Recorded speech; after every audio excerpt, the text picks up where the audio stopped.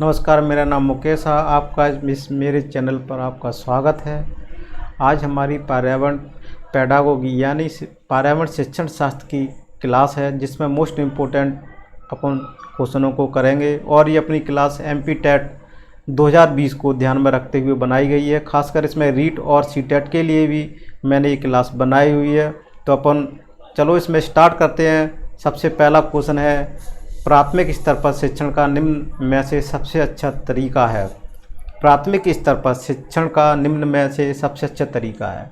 तो मैं आशा करता हूं, देखो आप इस वीडियो को देख रहे होगे। आपसे एक रिक्वेस्ट है, कृपया करके मेरे इस वीडियो को ज़्यादा से ज़्यादा शेयर कीजिएगा। अब मेरी खातिर नहीं, आप उन गरीब लोगों के लिए खातिर करें जो बेचारे गरीब लोगों को पता नहीं है कि निःशुल्क क्लास चल रही है। जो बेचारे वर्ग 3 की एमपी में तैयारी कर रहे हैं, रीट की या सीटेट की तैयारी कर रहे हैं, वो निःशुल्क मेरी टेस्ट सीरीज जो ऑब्जेक्ट टैब है उनको इस क्लास का ज़्यादा से ज़्यादा फ़ायदा उठा सके। तो कृपया आपसे रिक्वेस्ट, आपको सिर्फ 2 सेकंड लगते हैं शेयर करने में, तो कृपया करके आप इस वीडियो को ज़्यादा से ज़्यादा शेयर कीजिएगा फटाफट, जिससे बेचारे उन लोगों को भी फ़ायदा हो सके। अगर आप मेरे यूट्यूब चैनल पर नए हैं तो कृपया इसको सब्सक्राइब करना ना भूलिएगा। और मेरे फेसबुक पेज पर भी ये क्लास जारी रहती है, उसको भी फॉलो और लाइक करना ना भूलिएगा।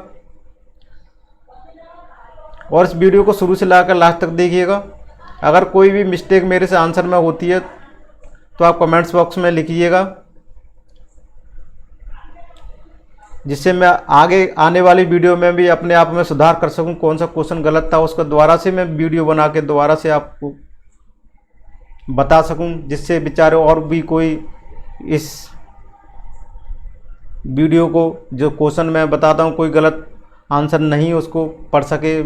तो मैं आशा करता हूँ मेरे कमेंट्स बॉक्स में आप जरूर कीजिएगा, मेरे फीडबैक जरूर दीजिएगा मैं कैसा पढ़ाता हूँ, जिससे मैं और इम्प्रूव कर सकूँ आपके लिए कैसा पढ़ा के, जिससे मैं और अच्छी तरह से आपको पढ़ा सकूँ, या मेरी जो क्लास में पढ़ा रहा हूँ अब मेरे जो आपके लिए उपयोगी है या नहीं। तो देखो, प्राथमिक स्तर पर शिक्षण का निम्न में से सबसे अच्छा तरीका कौन सा है। प्राथमिक स्तर पर शिक्षण का निम्न में से सबसे अच्छा तरीका कौन सा है। तो देखो, प्राथमिक स्तर पर शिक्षण का निम्न में से सबसे अच्छा तरीका कौन सा है। प्रायोगिक विधि है। कौन सा, देखो पहला ऑप्शन है देखो ए वाला प्रयोगशाला विधि है, या ब ऑप्शन देखो ब ऑप्शन है प्रश्नोत्तर विधि है, और सा ऑप्शन है व्याख्यान विधि है, द ऑप्शन है खेल विधि है। प्राथमिक स्तर पर शिक्षण का निम्न में से सबसे अच्छा तरीका कौन सा है, कौन सा है।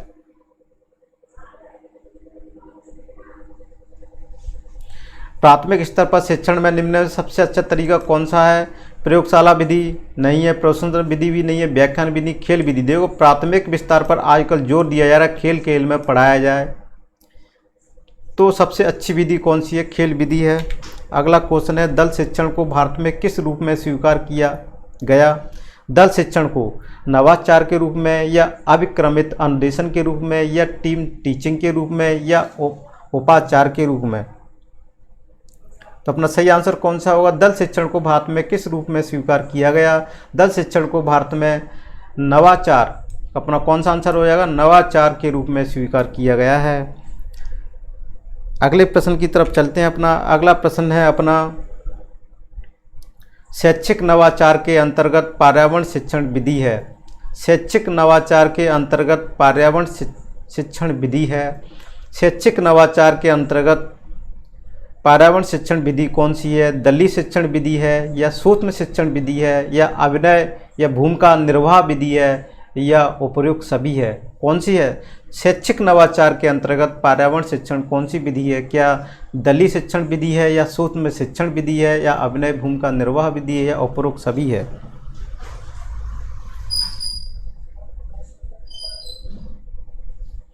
तो देखो, शैक्षिक नवाचार के अंतर्गत पाषाण विधि, दलीय शिक्षण विधि भी है, सूक्ष्म शिक्षण विधि भी है, अभिनय भूमिका निर्वाह, उपरोक्त सभी। तो अपना आंसर कौन सा हो जाएगा, उपरोक्त सभी। ये तीनों क्या है, शैक्षिक नवाचार के अंतर्गत पर्यावरण शिक्षण विधि है। दलीय शिक्षण विधि और सूक्ष्म शिक्षण विधि, अभिनय या भूमिका निर्वाह।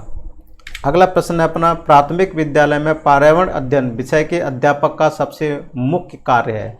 प्राथमिक विद्यालय में पर्यावरण अध्ययन विषय के अध्यापक का सबसे मुख्य कार्य क्या है। देखो क्वेश्चन में क्या कह रहा है क्वेश्चन, प्राथमिक विद्यालय में पर्यावरण अध्ययन विषय के अध्यापक का सबसे मुख्य कार्य क्या है वो देखो, क्या संबंधित परियोजनाएं तैयार करना होता है, या उपकरणों की देखरेख करना होता है, या सब उपकरणों की देखरेख करना है।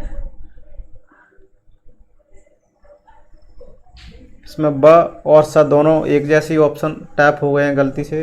या द कक्षा अध्यापन करना एवं प्रयोगात्मक कार्य करना होता है। कौन सा इसमें सही आंसर है?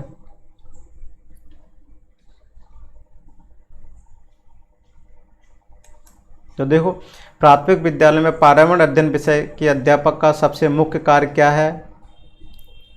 कक्षा अध्यापन करना एवं प्रयोगात्मक कार्य करना। डी वाला ऑप्शन अपना सही होगा। अब देखो 15 क्वेश्चन को देखो, निम्नलिखित में कौन सा दृश्य श्रव्य साधन है? ये सहायक सामग्रियां हैं पढ़ाने की। ये सहायक सामग्रियां कौन सी पढ़ाने की? तो देखो दृश्य श्रव्य ऐसी कौन सी सहायक सामग्री, कौन सी जो दृश्य श्रव्य साधन है जिसको अपन देख भी सकते हैं और सुन भी सकते हैं। नाटक को देख भी सकते हैं और क्या कर सकते हैं, सुन भी सकते हैं। टैप रिकॉर्डर को क्या कर सकते हैं, सिर्फ ये श्रव्य सामग्री है। टैप रिकॉर्डर क्या है, श्रव्य सामग्री है, तो ये नहीं हो सकता। इसमें सिर्फ दिखाई कुछ नहीं देता, सुनाई पड़ता है, इसलिए टैप रिकॉर्डर श्रव्य साधन हो गया। रेडियो में भी अपन को कुछ दिखाई देना, चलचित्र दिखाई नहीं देते, सिर्फ इसमें आवाज़ साउंड दिखाई देती है। जो भी चीज़ अपन को सुनाई देती है ओनली अपन को जिसको कानों से सुन सकते हैं वो श्रव्य साधन होते हैं। और जिसको अपन सीधे आंखों से चलचित्र को देखा जा सकता है और सुना नहीं जा सकता है उसे श्रव्य साधन बोलते हैं। और वो साधन जिसमें श्रव्य और दृश्य श्रव्य, जिसको देखा भी जा सकता है और उसको सुना भी जा सकता है, तो दृश्य श्रव्य साधन होते हैं। ठीक है, अब इसमें से द कोई नहीं, तो देखो द कोई नहीं तो ऑप्शन हो ही नहीं सकता। इसमें नाटक अपना ऑप्शन सही है। नाटक को क्या होते हैं, अपन नाटक को भी कलाकार करते हैं, उसको अपन देखते भी हैं क्या क्रियाकलाप कर रहे हैं। तो ये दृश्य भी हो गया, श्रव्य जो क्या बोल रहे हैं पात्र उसमें नाटक में, उसको अपन श्रव्य भी सुन सकते हैं। तो दृश्य श्रव्य साधन हो गया। अब देखो 16, परिवीक्षित अध्ययन विधि को अन्य नामों से जाना जाता है। निरीक्षित अध्ययन विधि, या निर्देशित अध्ययन विधि, या उपरोक्त दोनों, या इनमें से कोई नहीं। परिवीक्षित अध्ययन विधि को अन्य नामों से जाना जाता है। किस नामों से जाना जाता है?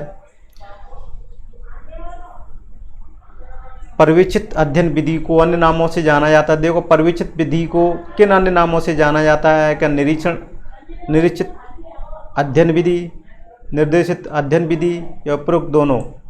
तो इसमें कौन जाएगा? उपरोक्त दोनों। निरीक्षित अध्ययन विधि के नाम से भी परिवीक्षित अध्ययन विधि को जाना जाता है और निर्देशित अध्ययन विधि को भी परिवीक्षित अध्ययन की विधि के भी नाम से जाना जाता है। अपना आंसर कौन सा हो जाएगा? सी वाला ऑप्शन सही हो जाएगा। अगले प्रश्न की तरफ चलते हैं। देखो 17वां क्वेश्चन क्या कहता है? किसी बालक को उसके वातावरण आधारित ज्ञान दिए जाने की विधि को कहते हैं। किसी बालक को उसके वातावरण आधारित ज्ञान दिए जाने की विधि को कहते हैं। किसी बालक को उसके वातावरण आधारित ज्ञान दिए जाने की विधि को क्या कहते हैं? किसी बालक है उसको वातावरण आधारित यानी वातावरण के आधारित ज्ञान दिए जाने को कौन सी विधि कहते हैं? प्रयोगशाला विधि बोलते हैं, अन्वेषण विधि बोलते हैं, या अवलोकन विधि, या उपरोक्त में से कोई नहीं। कौन सा ऑप्शन इसमें सही है? किसी बालक को, तो देखो इसमें कौन सा है? अवलोकन विधि। अगला प्रश्न है अपना भूमिका निर्वाह में अध्यापक की भूमिका होती है। भूमिका निर्वाह में अध्यापक की भूमिका क्या होती है? निर्देशक, पर्यवेक्षक की होती है, या निर्णायक की होती है? निर्देशक, पर्यवेक्षक तथा निर्णायक तीनों रूप में होती है, या इनमें से कोई नहीं। कौन सा ऑप्शन इसमें सही है? तो देखो इसमें सही ऑप्शन है स, निर्देशक, पर्यवेक्षक तथा निर्णायक तीनों रूपों में क्या होती है? अध्यापक की भूमिका होती है। अगला प्रश्न है प्रोजेक्ट विधि में क्या होता है? विद्यार्थी करके सीखते हैं। प्रोजेक्ट विधि, देखो पहले प्रोजेक्ट अपन को सारी विधियों के बारे में पता होगा, उसकी डेफिनेशन पता होगा, तभी अपने ऑप्शन में लगा सकते हैं। इसमें अपन तुक्का नहीं लगा सकते या अपनी तरफ से कुछ भी नहीं कर सकते। प्रोजेक्ट विधि क्या है, प्रोजेक्ट विधि में क्या क्या चीज़ें होती है, ये सारी चीज़ें होंगी तभी अपन उसको सॉल्व कर सकते हैं। प्रोजेक्ट विधि क्या है? विद्यार्थी करके सीखते हैं, विद्यार्थी देखकर सीखते हैं, या विद्यार्थी अनुभव द्वारा सीखते हैं, या उपरोक्त सभी। तो देखो इसमें अपना सही आंसर कौन सा है? प्रोजेक्ट विधि वो विधि है जिसमें विद्यार्थी करके सीखते हैं। एक ऐसी प्रोजेक्ट विधि एक ऐसी विधि है जिसमें विद्यार्थी क्या है? खुद करके सीखते हैं, खुद ही करके सीखते हैं, उसे प्रोजेक्ट विधि बोलते हैं। अगला प्रश्न है, क्षेत्रीय पर्यटन की उपयोगिता का सैद्धांतिक आधार है। 20 वाला क्वेश्चन है, इसको ध्यान से पढ़ो।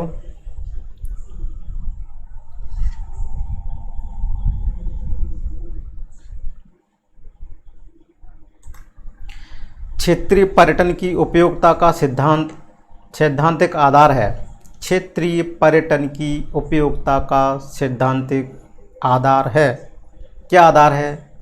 क्षेत्रीय पर्यटन की उपयोगिता का सैद्धांतिक आधार क्या है? बालकों को घुमाकर लाना, या पर्यावरणीय चित्र दिखाना, या प्रत्यक्ष ज्ञानार्जन कराना, या उपरोक्त सभी। तो देखो कौन सा है। बालकों को घुमाकर लाना भी पर्यटन की उपयोगिता का सिद्धांत का आधार भी होता है, पर्यावरणीय चित्र दिखाना भी होता है, उपयोगिता का सैद्धांतिक आधार है। और प्रत्यक्ष ज्ञानार्जन कराना, प्रत्यक्ष चीज़ें दिखाना, जो बुकों में पढ़ाई है उनको प्रत्यक्ष ज्ञान कराना भी होता है। तो उक्त सभी अपना आंसर सही हो जाएगा, डी वाला ऑप्शन अपना सही हो जाएगा। ये अपने 20 क्वेश्चन यानी इसमें 10 क्वेश्चन कर चुके हैं अपन। मैं आशा करता हूँ आपको ये वीडियो कैसा लगा।